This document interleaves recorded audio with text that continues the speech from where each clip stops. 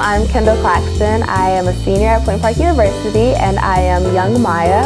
I first heard her poetry in 7th grade, and from there, she's always been a woman of inspiration for me. So to be able to tell her story from her younger perspective is really a great honor for me.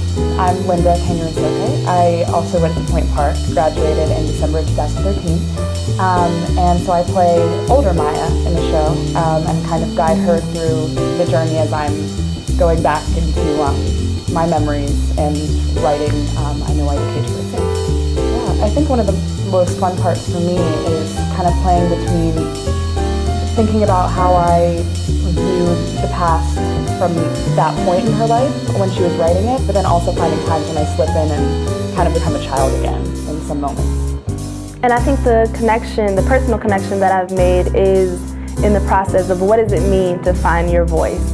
And so while I haven't had anything near towards the life experiences that she had, I still know what my personal process is to what it looks like to find my voice. As far as building the character, it is just understanding what my process is growing up, what was my process in high school and middle school to now of finding my voice. Yeah, and the text itself is so rich and beautiful.